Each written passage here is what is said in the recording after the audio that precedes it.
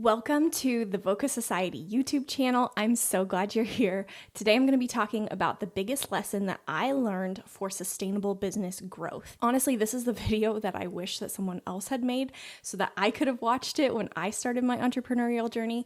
So I'm really glad that you're here so that you can learn from my experience and my mistakes and experience the fruit and the growth that your business is looking for.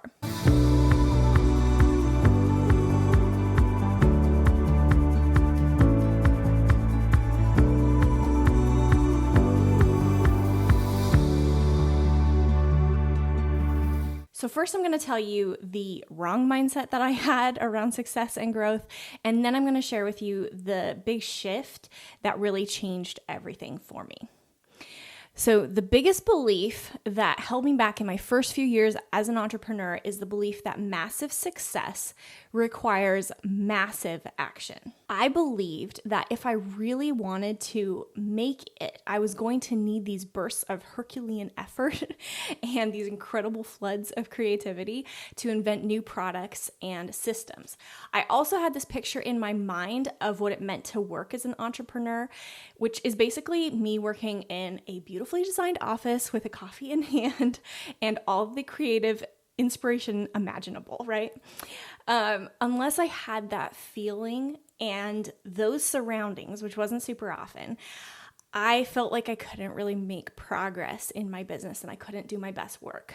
This held me back from so much growth. Here's why. I essentially believed that I was dependent on my circumstances to create the environment I needed for inspiration. And unless I had that idealistic feeling and that atmosphere, I couldn't get to the place of inspiration and creativity that I needed to write and create new and notable things. This is especially difficult for us as creatives, am I right? I had a really hard time being able to focus on work when things didn't feel right. Here are some of the things that I felt were necessary for a successful work time. A cup of coffee, a beautiful office or work environment, a large chunk of time, being super organized and on top of all my projects so I wouldn't be distracted by anything else other than the one project I was working on. Hello, ADHD. The belief that I was working on something important and novel and worthy of attention.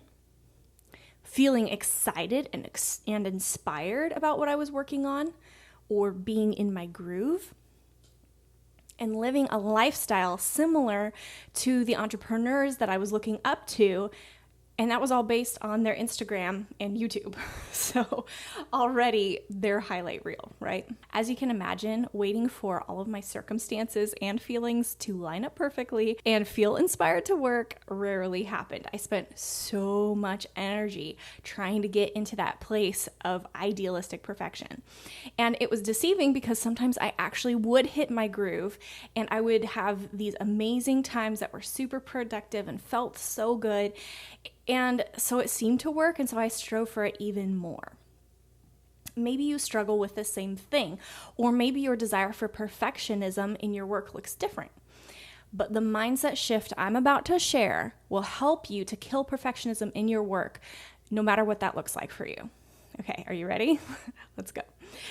So about 2 years into my business, I realized that the most lasting and fundamental changes and growth that I had experienced came from the tiny, small habits of faithfulness that were super unimpressive. Just showing up and doing a small daily or weekly habit, regardless of how I felt. In other words, consistency, right? Which is something you hear a lot of people talk about. As James Clear says in his book, Atomic Habits, it's so easy to overestimate the importance of one defining moment and underestimate the value of making small improvements on a daily basis. That first chapter in Atomic Habits taught me that real, lasting, sustainable change happens in tiny increments that seem insignificant in the moment. That is the power of habits. And this mindset gave me the ability to keep growing my business ever so slowly and not give up, even amidst big life changes like having kids and doing ministry in our home. Building tiny habits is what has helped me to develop the systems and make it routine and almost automatic to run my business in a way that would have taken 100% of my energy a year ago. Isn't that wild? The things that I do now that take almost no effort from me, if I tried to do all of them a year ago when it was all new, it would have taken all my energy. That's the power of habits. So because I built slowly, the effort required was minimal and the ability to be consistent was maximized. So here's practically what this has looked like for me. About once a month, I choose one new way of either providing value directly to my clients or a system I need in place to help me be consistent. I have only added one thing at a time, and I don't add another habit until that one is easy for me to maintain, even in the midst of my life being crazy. So a few examples of these habits that I've developed are, the first one was going to a coffee shop to work every single Monday. This helped me dedicate time to my business that was focused and uninterrupted. And that cornerstone habit, this first one that I did, was the one that I built all my other habits around. Because I had that consistent time to focus, it helped me to grow in consistency in other areas. Number 2, I would send a Monday prayer as a voice clip to my online community. This wasn't something that I specifically felt like was super important for me to do, but I started to hear feedback from my people saying, this is really encouraging. We really appreciate when you do this. And so I realized this is really important to them, and I prioritized being consistent at doing that. Sending a weekly text reminder of our discussion questions for the group and announcements to my online community. Getting up early so that I can have time with Jesus and a few hours of work time before my baby wakes up in the morning. And then the next habit that I'm going to be working on is adding a monthly email designed to serve my people. Just one thing added at a time slowly adds up to a whole system that doesn't break me and doesn't take monumental energy. If I had tried to do all of the weekly tasks I do for my business today a year ago, it would have taken so much energy. Instead, I added one thing at a time. Of course, I also work on other things, but my non-negotiable must-do thing is my habit of faithfulness for the month, as well as maintaining the habits I've built up to that point. This is especially important as a mompreneur because I have very limited time to devote to work. But I wish that I had understood this principle back when I was a newlywed and had just started my business. I had so much time to work on my business other than just keeping the house going and stuff. That was my full-time job. And I wish that I had known that sustainable growth would come from those small habits. If you're in a season where you're able to dedicate a lot of hours to your business, that's amazing. And I'm cheering you on and so jealous. But my encouragement to you is to make your priority building those habits and routines that you can sustain. Because sometimes our life or our energy or our health, those kinds of things can just limit us, right? Anytime you're able to dedicate to your business beyond that will just speed up your growth. But make your priority those habits and routines that will give you the consistency that you need, even when your emotions and your life and your time go up and down. The principle of small changes is actually a very biblical one. Listen to what Scott Hubbard says in an article called "Do Not Despise the Day of Small Beginnings." He says, Christians worship a big God with a big mission that will one day reach this whole big world. Yet for all of his bigness, our God has a remarkable love for the small. He sets his eye upon small people in small places during small moments. The Son of God, who did not account equality with God a thing to be grasped, even became small to save us. Yet some of us, for one reason or another, embrace the bigness of God and his mission without likewise embracing his love for the small. And then finding ourselves unable to escape the small, we begin to chafe and mutter.